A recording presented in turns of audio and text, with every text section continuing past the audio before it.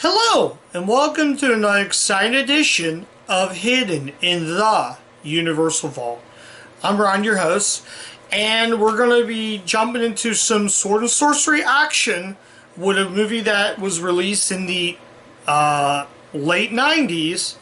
Well, almost the late 90s, but it is late 90s. And we're taking a movie starring the action star himself, Kevin Sorbo. The movie also stars Tina Carrera, Thomasine Gaffin, Lightfoot, Harvey Weinstein, along with Katarina Lombo. Is it Lombard? Lombard. I'm just going to say that. So, we're taking a look at 1998's Kull the Conqueror. Now, Kull the Conqueror is an interesting movie because this is, like I said, a sword and sorcery film that came out in 1998. And this is actually part of the Conan universe. So apparently, a little bit of a backstory. When Conan the Destroyer came out in 1984, the movie wasn't really a hit in the box office.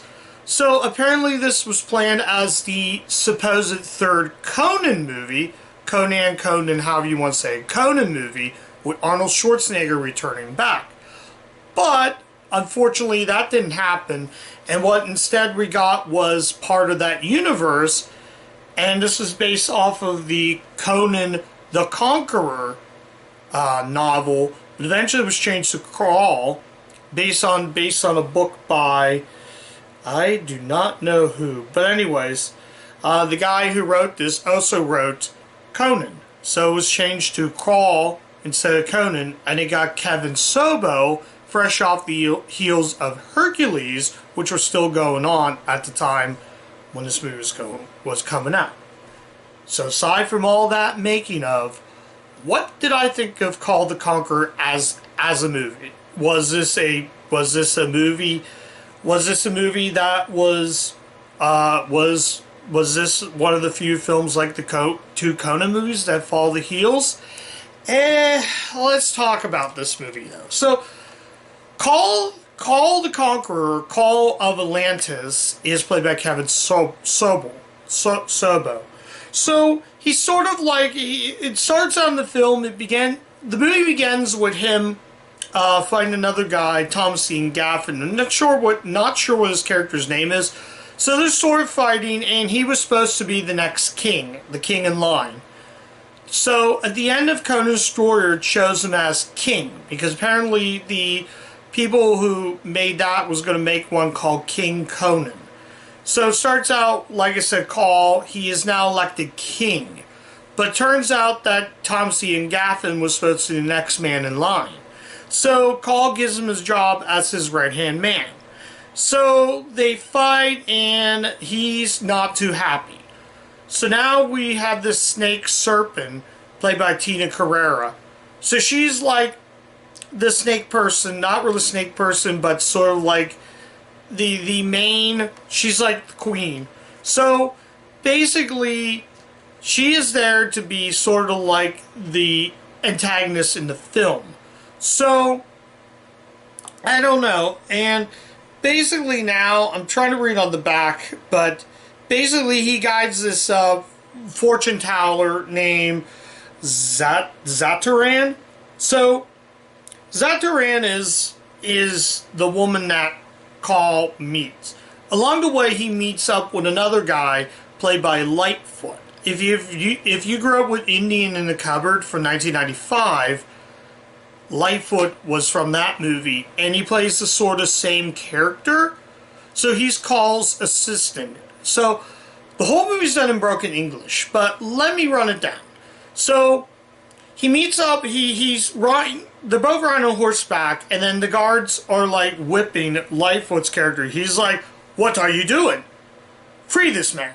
"What are you talking about, sir?" "I don't care, free this man." So they speak in total broken English, and the dialogue is, the broken English does not work in this movie. It comes up extremely corny and just all around that. So, yeah, this movie, I have a love-hate relationship with this movie. There are things I like, and there are things I don't like. The biggest problem I have with this, much like a film called Legend, which I did cover on the channel, I have a hard time watching sword and sorcery films. This movie is no exception. Similar to Legend, I just kind of get bored with these movies. The closest to a good sword and sorcery film I liked was Dragonheart, but that had a likable guy. You wanted to like that character. You wanted to like the dragon. This Kull just comes out forgettable. It's just half the time the cast plays has to play dumb the whole time. So it has some great scenery, it has some great cinematography. Then on the line we meet up with another guy played by Harvey Fierstein. Harvey Fierstein plays the guy that Kull meets up, and he's sort of like the guy that gives him a ship to come sail. He was a former pirate, apparently. Then he became sort of like hero, and it's just Tita Carrera. I don't know what happened. She was great in Wayne's World, but I don't know if she kept chewing the scenery or was she trying to be sort of the villainess. But I never got her. The broken English accent is really bad in this. Like, half the cast, apparently they don't know English literature. It seems like they're reading for, half the time, some of them feel like they're reading from a cue card, which that's not really good in a film that's supposed to be this epic, grand, scale type film. Though some of it has it with the cinematography, but it comes off super laughable. Let's talk about the laughable parts, the special effects. This is where I feel the special effects are just really, really bad. You got some pretty good special effects. You have some pretty good fight choreography. Then you have the special effects which looks like a really bad PlayStation 3DO game. I really wanted to like, but I can't understand the fact. It's like, she's like, says this, we're gonna go after him or something like that. I can't say those words.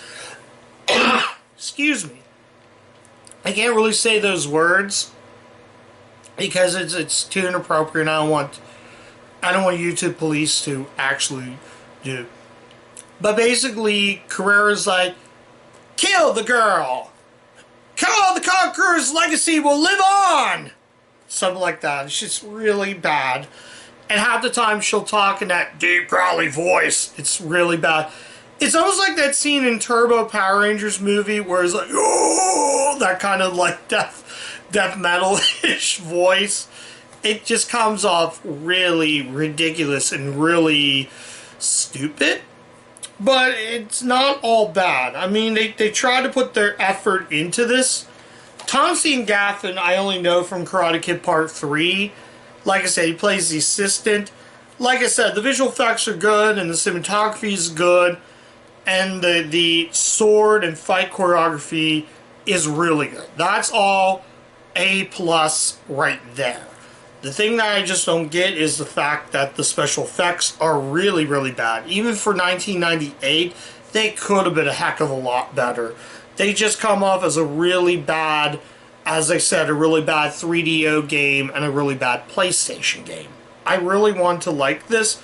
It's fine, I guess, but at the very end, you're not really missing much. I've seen both Conan the Barbarian and Conan the Destroyer. I like both those movies, and I will cover them on the channel. But in terms of this movie, it doesn't seem like they want to put any effort into it. The movie was actually directed by John Nicolaius. And apparently this was when I looked online, this was actually his last movie. This was his final directing the final movie he ever directed.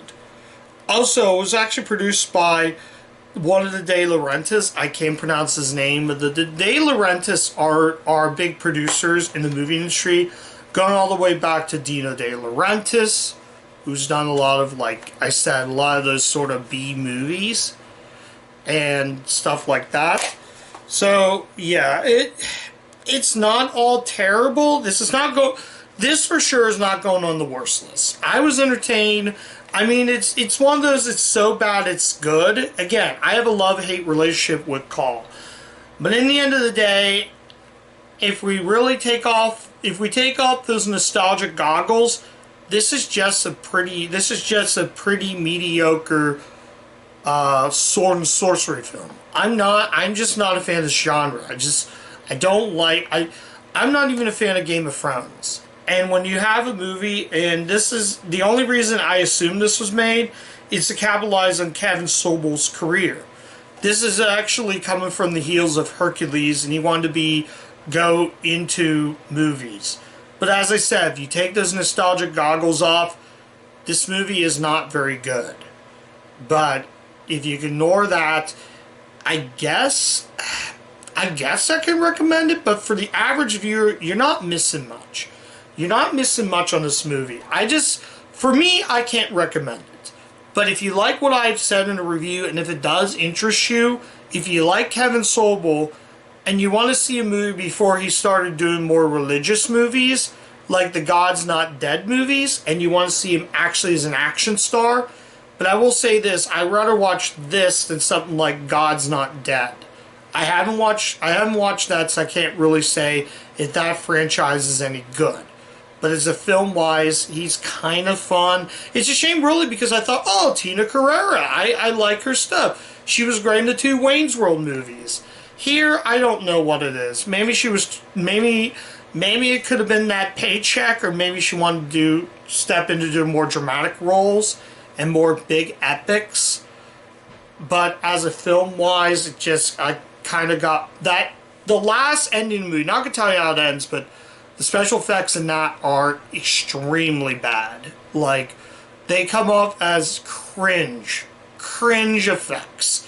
So, yeah, I'm going to rate it now, so, yeah. So, let's go ahead and rate Kull the Conqueror. I'm going to give Kull the Conqueror a 3 out of 5. And the reason is, it's not as bad, so that's kind of why I gave it that score. But, personally, I don't know. I'm probably going to keep this. I'm not 100% sure. But, for the most part, I don't think it's terrible. This isn't a bad movie. But, in the end, I personally can't recommend this. But, again, your mileage may vary. So, yeah, there you go. And that's my review of Kull the Conqueror. Thank you guys so much for watching. If you do like the content channel, you can like, comment, subscribe, click the bell, ring the bell to get all of my video notifications, so you can check up so you can see what all I have on the channel. And yeah. And that's it. And as always, keep watching those Universal movies, and I'll catch you guys next time. Bye.